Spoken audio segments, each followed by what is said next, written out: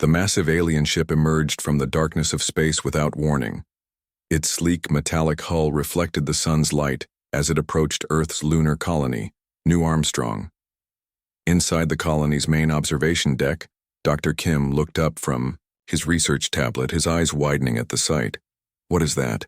he whispered, pressing his palm against the thick glass window. The colony's alert system remained silent. No warnings, no scheduled arrivals. The ship wasn't one of theirs. As Dr. Kim reached for the emergency comm, a blinding flash of light erupted from the vessel. The beam struck the colony's power station, and within seconds the protective shields failed. "Everyone to the emergency shelters," shouted Commander Park, her voice steady despite the chaos erupting around them. "This is not a drill." People ran in all directions as the colony shook from another impact. Children cried as parents pulled them toward the underground bunkers. Scientists abandoned years of research, grabbing only the most essential data drives. "Doctor." Kim fought against the crowd, making his way to the xenobiology lab. If this was first contact, they needed all the information they could salvage. The door to his lab was jammed, the power outage having disabled the automatic systems. He forced it open with his shoulder and rushed to the secure server. "Kim, what are you doing?" Park appeared in the doorway, her uniform covered in dust from the collapsing ceiling panels. "We have less than 5 minutes before this whole section decompresses." "I need the alien biology files," he explained, fingers flying across the keyboard. "Everything we've theorized about potential extraterrestrial life. It could help us understand who's attacking us." Another explosion rocked the colony, throwing them both against the wall. The lights flickered and died completely, leaving only the emergency red glow. "There's no time." Park grabbed his arm. "That data won't matter if we're dead." They ran through the corridors as the colony's structure groaned around them. Reaching the last emergency shuttle, they pushed inside with dozens of other survivors. Through the small viewport, Dr. Kim watched in horror as the alien vessel, methodically, destroyed one section of New Armstrong after another.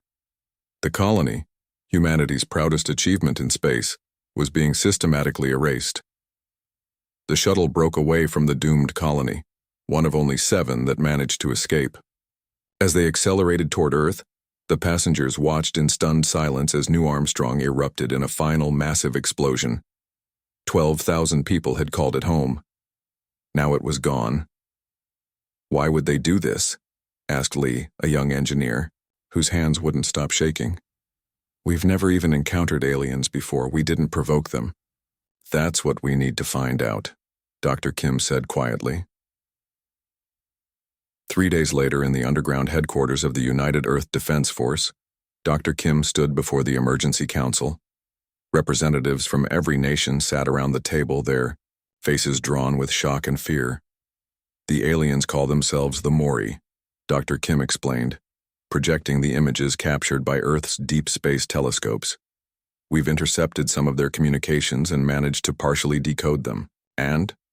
asked the Secretary General, her voice tense. "They consider us an evolutionary mistake," Dr. Kim said, his throat tight. "According to what we've translated, they believe humans advanced too quickly. They see us as a future threat to galactic stability." The room fell silent. On the screen behind Dr. Kim, images showed more Mori ships approaching from beyond Mars. "How advanced are they?" asked General Joe, his weathered face grim. "They've conquered 17 other species across 2 galaxies," Dr. Kim replied. "Their technology is centuries beyond ours. They expect this to be a swift victory." "Then we're doomed," someone muttered from the back of the room.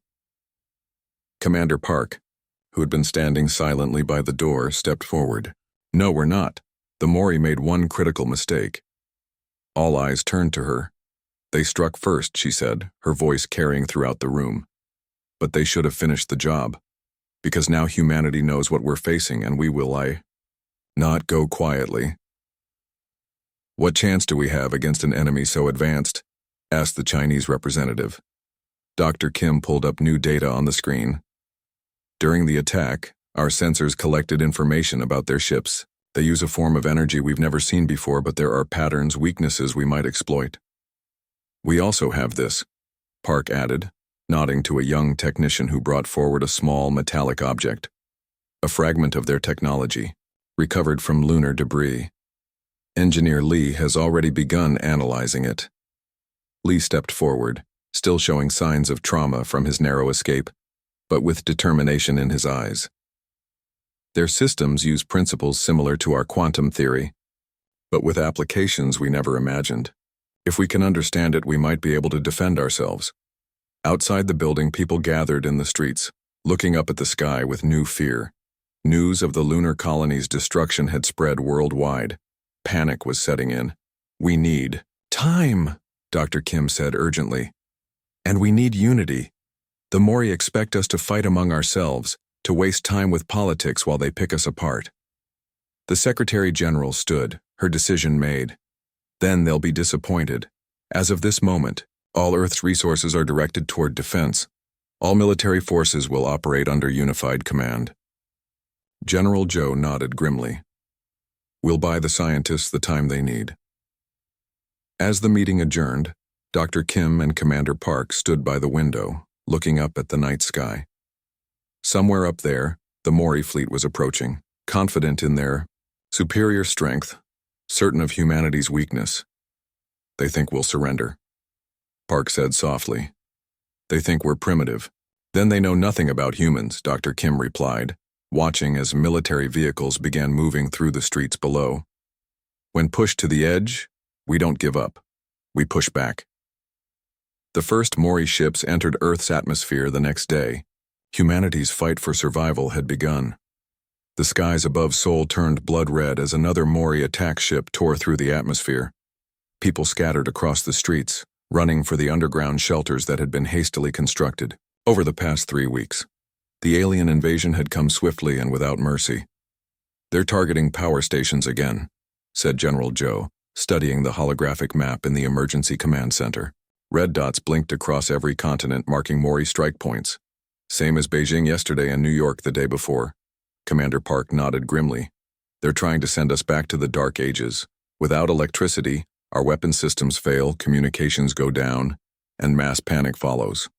"Standard conquest procedure," Dr. Kim added, looking up from his tablet. "According to the 17 other species they've conquered, the Mori always follow the same pattern. Infrastructure first, then military bases, then population centers." The bunker shook as something massive hit the ground nearby. Dust fell from the ceiling. "Where are we with the defensive systems?" General Joe asked, steadying himself against the table. "Not good," Park admitted. "Our missiles barely scratch their ships, and our best fighter jets are being swatted out of the sky like flies." A junior officer burst into the room, her uniform covered in soot but her eyes bright with excitement. "Sir, you need to see this." "Right away." The screens around them flickered to life, showing satellite footage of the Ural Mountains.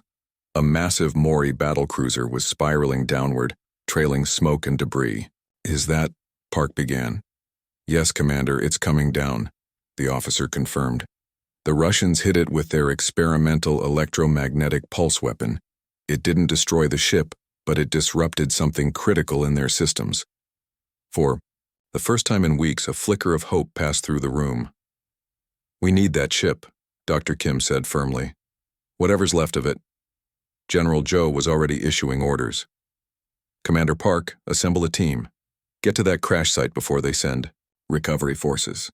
20 hours later, Commander Park led a team of 30 soldiers and scientists through the snowy Ural forests. The bitter cold bit through their thermal gear as they approached the crash site.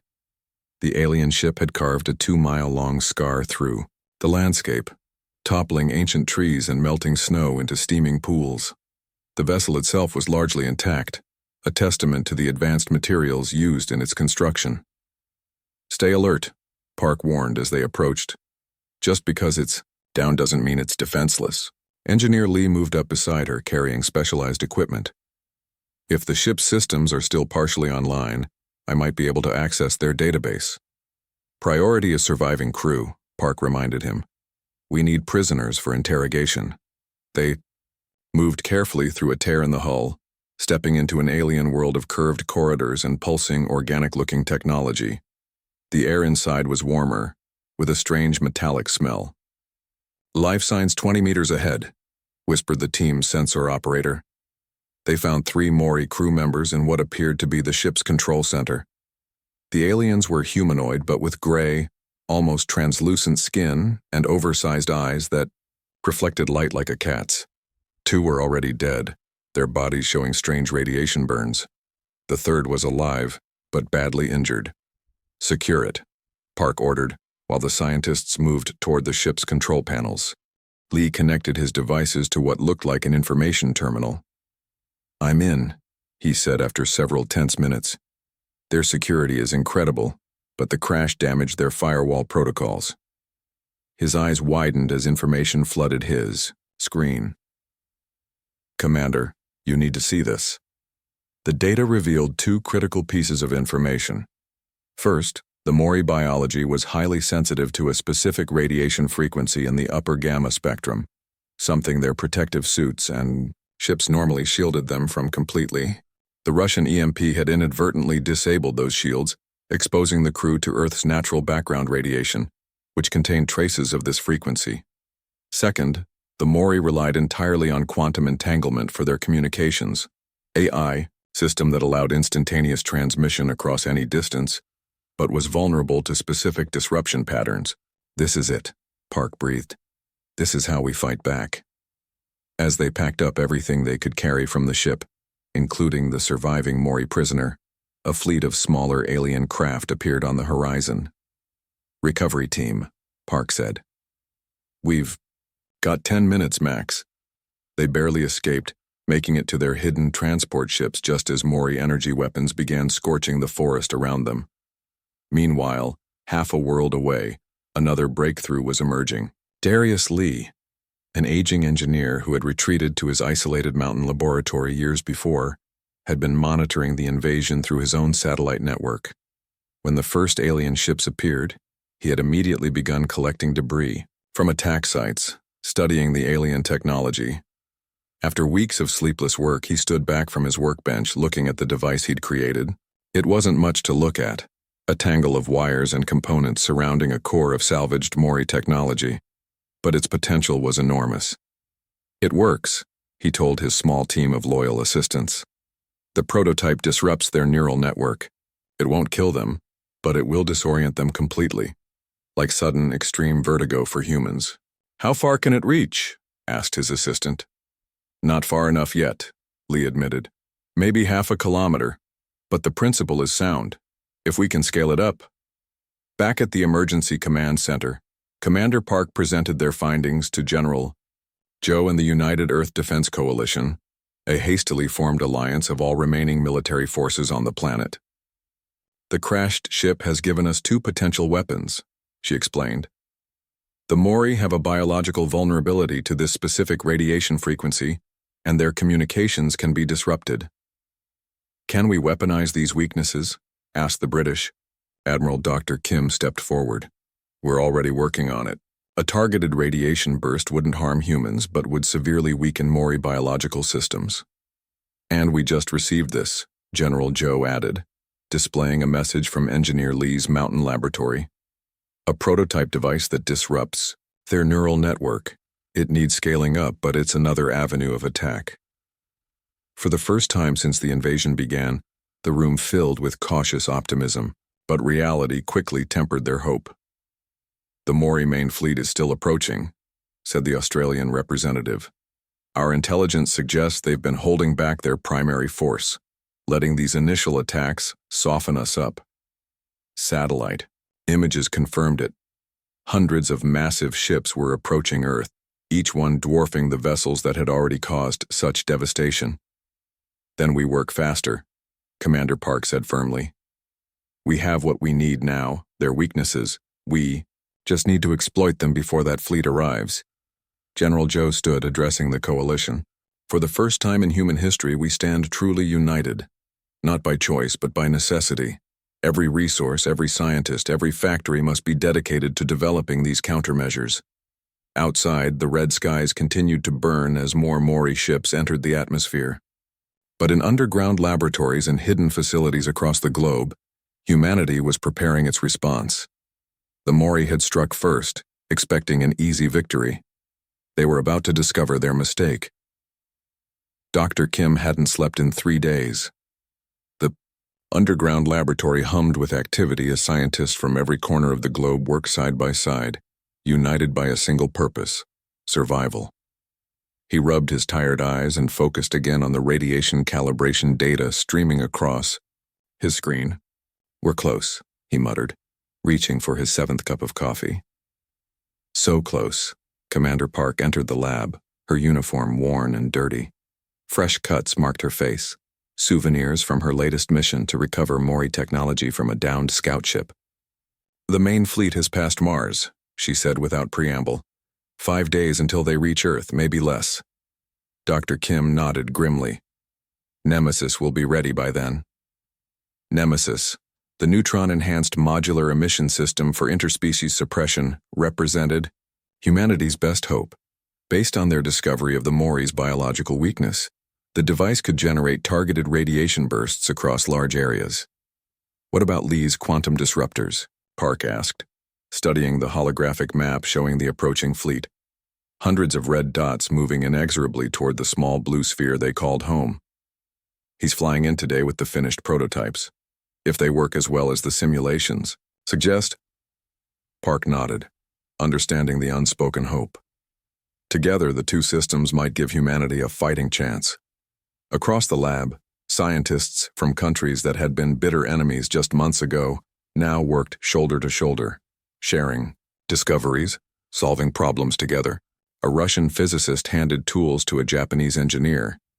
An Iranian computer specialist debugged code alongside an Israeli programmer. The Mori had unwittingly given humanity something it had never fully achieved before: complete unity. "Strange, isn't it?"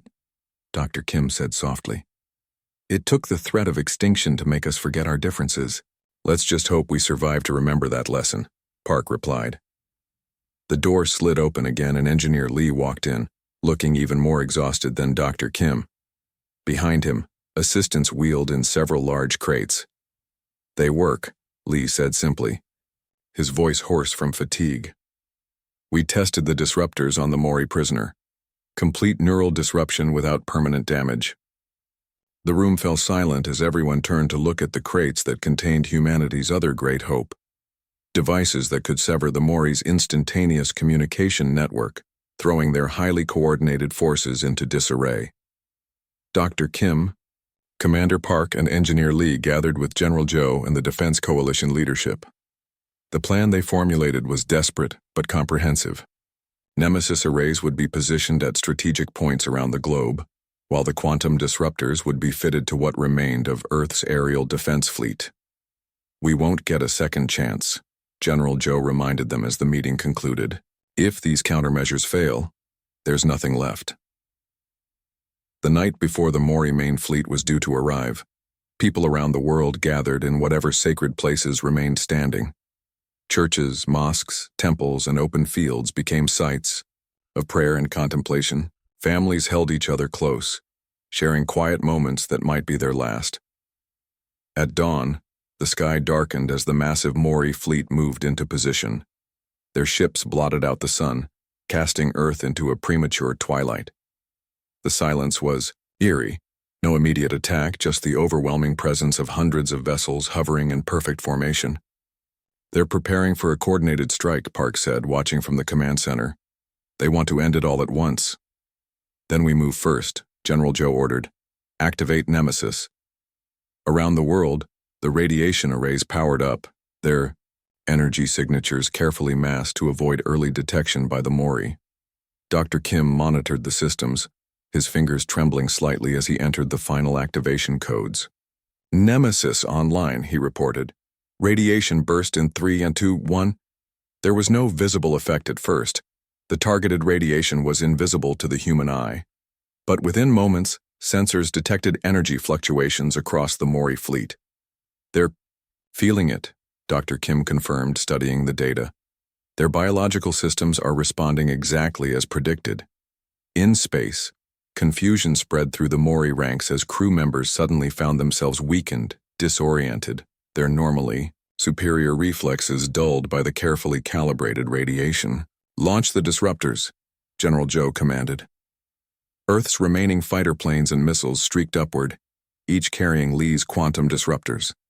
They detonated in carefully plotted patterns around the fleet, releasing invisible waves that scrambled the quantum entanglement fields the Mori relied on for instant communication. The effect was immediate and dramatic. The perfect formation of the Mori ships began to break down. Some vessels drifted out of position while others fired weapons erratically, sometimes hitting their own ships. "It's working," Park breathed, hardly daring to believe it. But the Mori were not a species that had conquered 17 worlds by giving up easily. Despite their confusion, they began their attack, raining energy weapons down on Earth's cities and defense installations. "All defensive systems respond at will," General Joe ordered. "This is the battle of the thermosphere, everything we have right now." Earth's remaining weapons, a patchwork of missiles, energy cannons, and hastily modified aircraft, launched toward the disorganized fleet. Under normal circumstances, they would have been utterly ineffective against the advanced Mori technology. But with the aliens weakened and their coordination shattered, humanity's weapons found their marks. The battle raged for hours. Mori ships crashed into oceans and forests. Human cities burned under alien weapons fire. The sky itself seemed to be tearing apart as energy weapons and explosions lit up the atmosphere. In the command center, reports flowed in from around the world. Heavy losses everywhere, but also unprecedented successes. A Mori destroyer taken down by South African defense forces. 3 attack ships disabled over the Indian Ocean.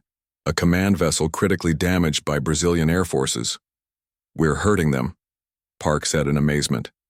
"Really hurting them." Dr. Kim continued to monitor the Nemesis systems, making adjustments to counter the Mori's attempts to shield themselves from the radiation. Engineer Lee's team worked frantically to maintain the quantum disruption field as the Mori tried to re-establish their communications.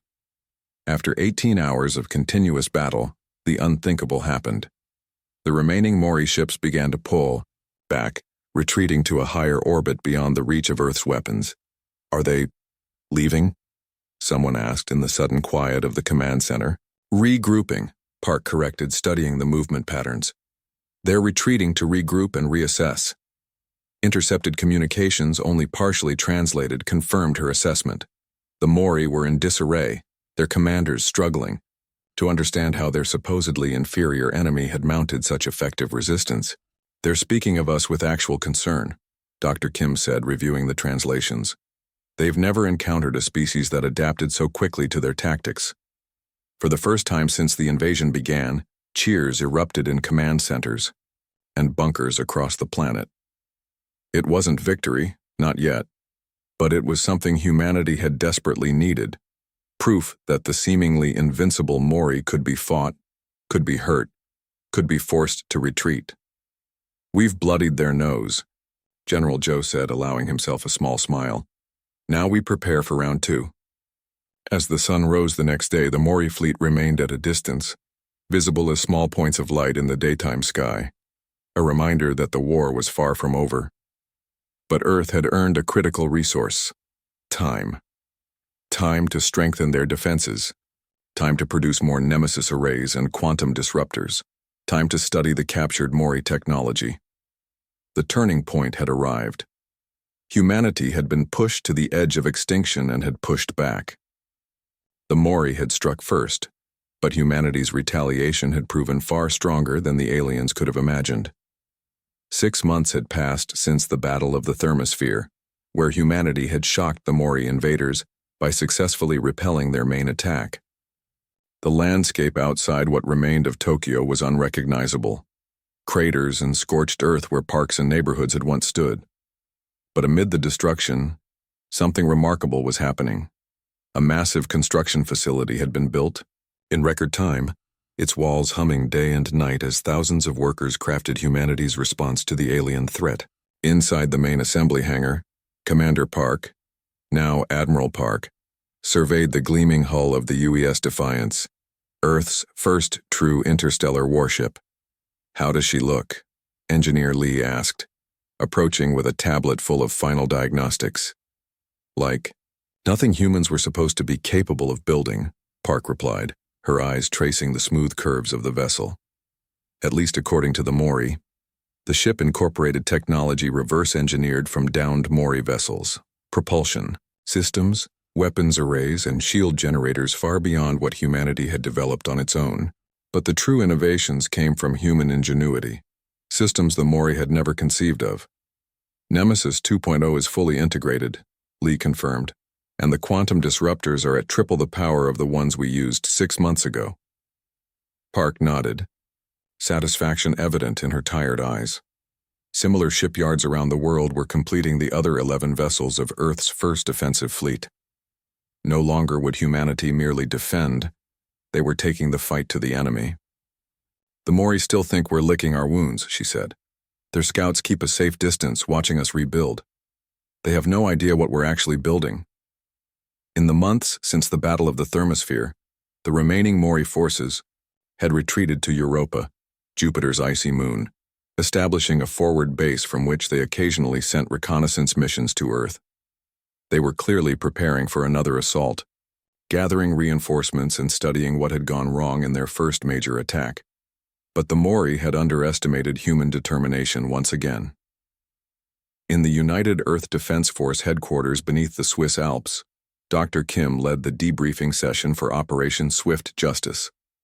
Military leaders from around the world gathered around the holographic display showing Jupiter and its moons.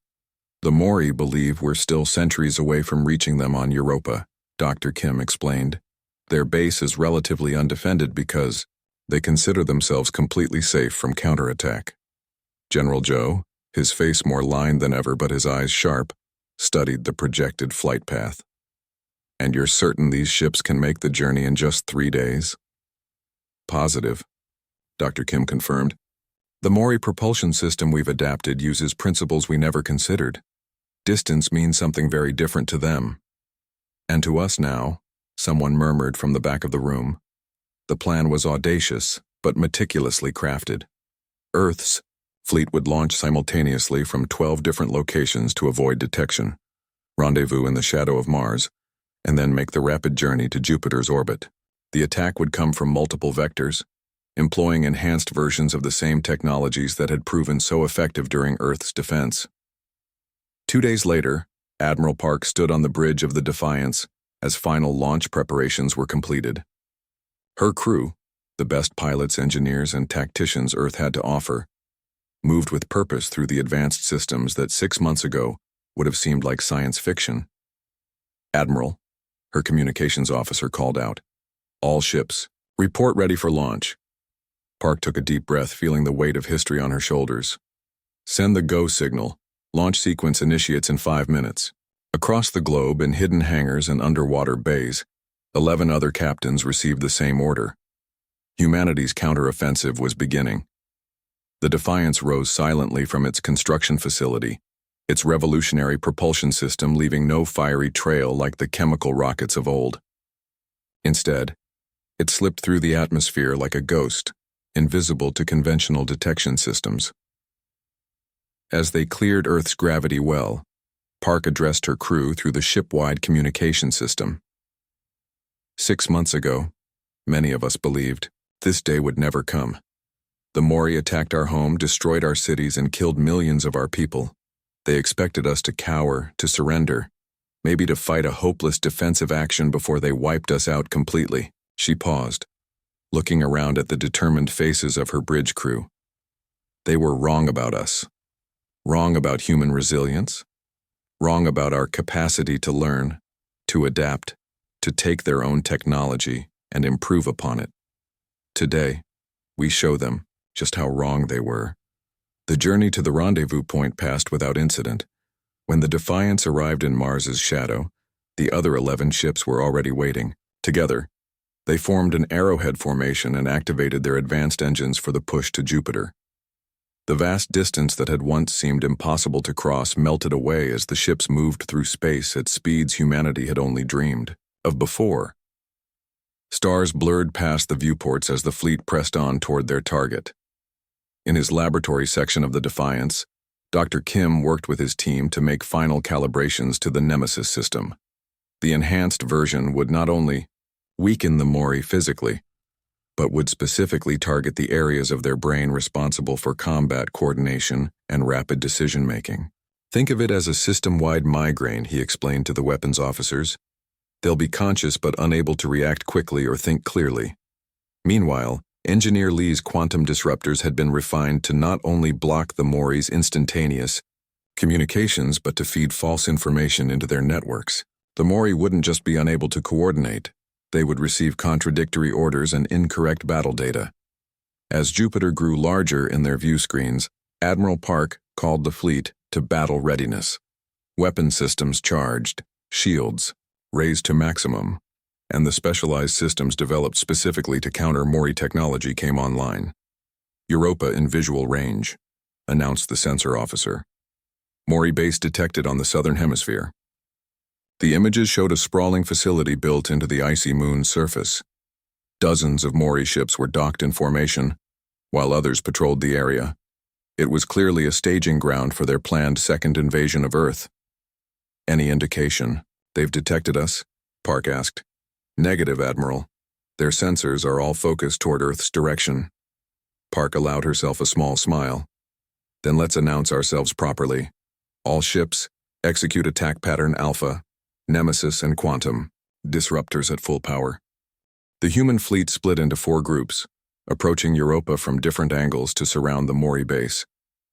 The attack began not with conventional weapons, but with the invisible pulse of the Nemesis system, followed immediately by the Quantum disruptors. On Europa's surface and in the orbiting Mori ships, chaos erupted. The aliens, completely unprepared for an attack this far from Earth, found themselves suddenly weakened and confused.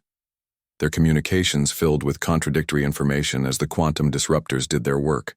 They're scrambling to respond, reported the communications officer, monitoring the Mori transmissions. But their ships are moving erratically, they can't coordinate. Now, Park ordered. All weapons free. Target their defense systems first, then their docked vessels. Earth's ships unleashed a devastating barrage. Energy weapons based on modified Mori designs cut through the aliens' suddenly vulnerable shields. Precision strikes disabled their defensive capabilities before they could mount an effective response. Within hours, it was over. The Mori base on Europa lay in ruins, its remaining forces in full retreat. The aliens had lost their foothold in the solar system, their staging ground for the planned second invasion completely destroyed. As the human fleet regrouped, Admiral Park received an unexpected report from Dr. Kim. Admiral, we've captured several high-ranking Mori officers, he said excitedly, and we've accessed their navigational database. What did you find? Park asked. Dr. Kim's eyes shone with triumph. The location of the Mori homeworld, it's in the galaxy we call Andromeda. Andromeda? Park's eyes widened. But that's 2.5 million light-years away, Kim finished. Impossible by conventional travel. Engineer Lee joined them, his tablet displaying complex equations. Not impossible anymore. I've been analyzing the Mori propulsion system further. With some modifications, we could reach Andromeda in weeks rather than millions of years. Park stared at them both, the implications sinking in. Humanity had successfully defended itself. Now they had the opportunity to take the fight directly to the heart of the Mori collective, to the species that had sought to eliminate humans from the galaxy. Set a course back to Earth, she ordered. We have preparations to make. The bridge of the U.S. Defiance hummed with tension as the massive ship dropped out of faster-than-light travel. Through the main viewport, a planet came into view, blue-green, with swirling cloud formations not unlike Earth, but with 2 small moons orbiting lazily around it. Zakir Prime, the Mori homeworld, looked eerily peaceful from a distance. Admiral Park stood silent, taking in the sight of the alien planet. 8 months of preparation had led to this moment. Behind the Defiance, 29 other warships emerged from FTL, forming a perfect attack formation. Each vessel carried weapons that could level cities, technology the Mori had unwittingly helped humans develop. Status report, Park ordered, her voice steady despite the weight of the moment. No immediate defensive response, the tactical officer replied. They're scrambling communications. I think we caught them completely by surprise. A small smile touched Park's lips. I imagine they never thought we'd show up in their backyard. On the display screens, Mori ships were now rising from the planet's surface and from orbital stations, a chaotic, uncoordinated response to the sudden appearance of the human fleet. They still don't understand, Dr. Kim said, standing beside Park. They attacked Earth believing we were primitive, easily conquered. Even after our defense and the Europa counterattack, they still underestimate us. Their mistake, Park replied. Again. The journey to Andromeda had been Engineer Lee's crowning achievement. By further refining the alien propulsion technology, he had created an engine capable of covering 2.5 million light-years in just 3 weeks. During the voyage, the fleet had trained relentlessly, preparing for this confrontation at the heart of the Mori Collective. Admiral, the communications officer called out. We're receiving a transmission from the surface. They're requesting identification. Let them wait, Park ordered. Deploy the Nemesis arrays and quantum disruptors, standard containment formation. The human ships moved with practiced precision, surrounding the planet in a net-like pattern. From each vessel, invisible beams of targeted radiation expanded toward the planet's surface while the quantum disruptors began severing the Mori's sophisticated communication networks. On the planet below, lights began flickering across entire continents as the disruption took effect.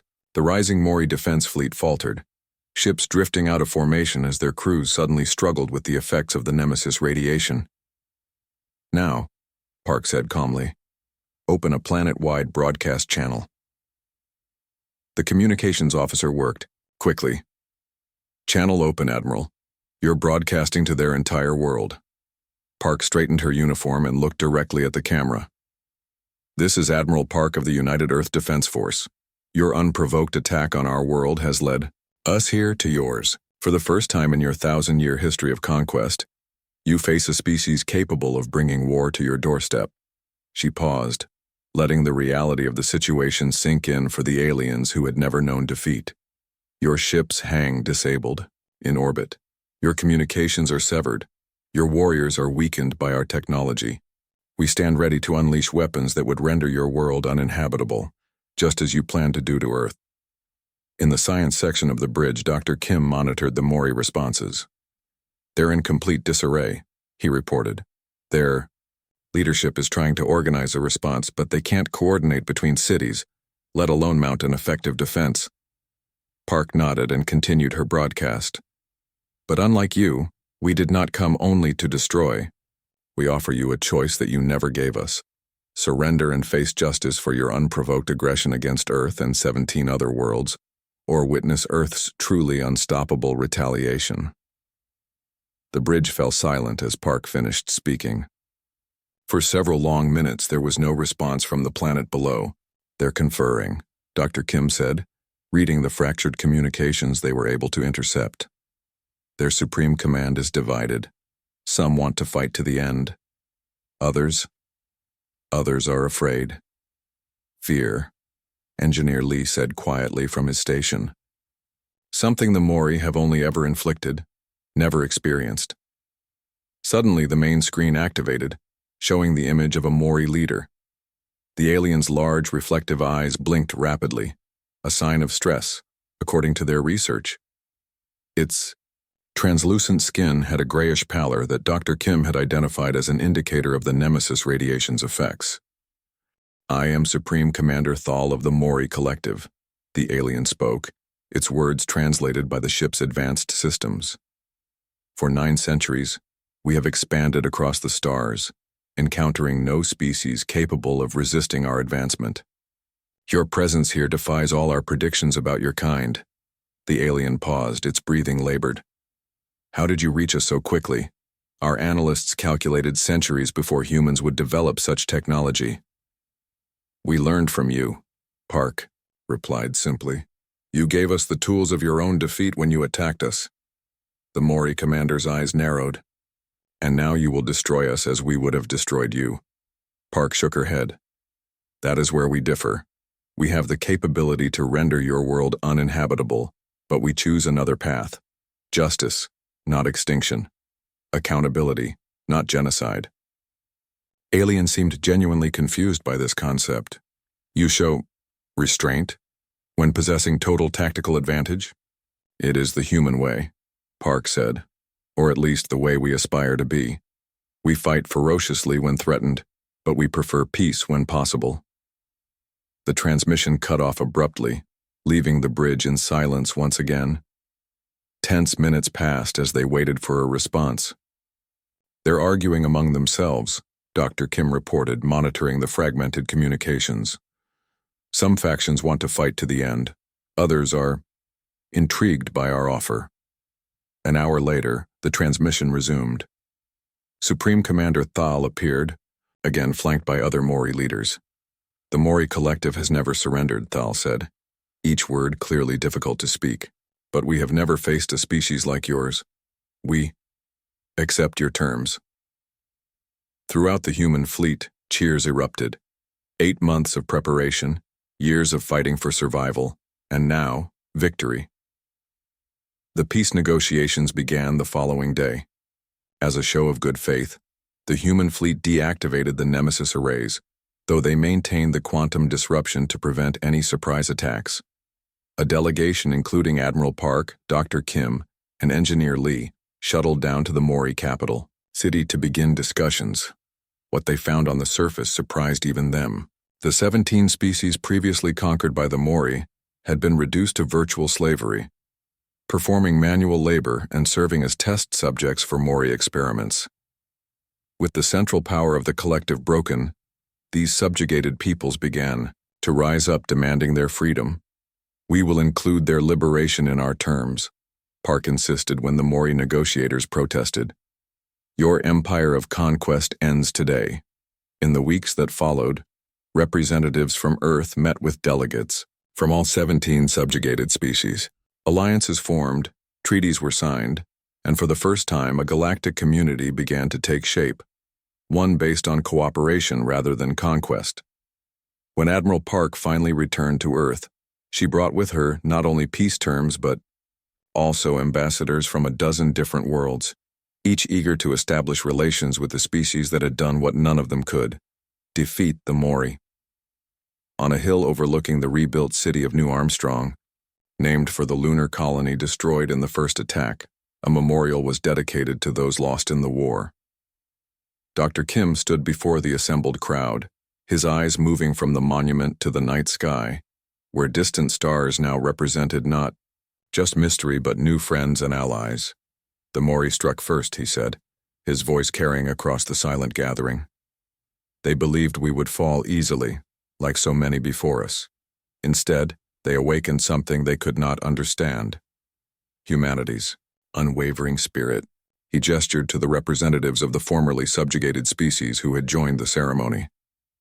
They thought they were ending a potential threat. Instead, they created the very power they feared most: a united humanity that would not bow, would not break, and would not stop until justice was achieved. As the ceremony concluded, Admiral Park walked with Engineer Lee along the memorial path where the names of those lost were etched in gleaming stone. "Do you think they understand yet?" Lee asked quietly. "The Mori, do you think they understand? What makes us different?" Park looked up at the stars, thinking about the transformed galaxy. "I think they're beginning to. We could have destroyed them completely, but we chose another way. That confused them more than our technology ever did. Humanity." Lee nodded. "Capable of terrible violence when threatened, but also of remarkable compassion when victorious." As they reached the end of the memorial path, they faced a simple inscription carved into the final stone. They struck first, but humanity's retaliation was unstoppable, not because of our weapons, but because of our spirit. We fight not to conquer, but to protect. We advance not to destroy, but to discover. We endure, we adapt, we overcome. This is the true power of humanity: unstoppable when united, unbreakable when challenged, and ultimately unmistakably human. Gabli.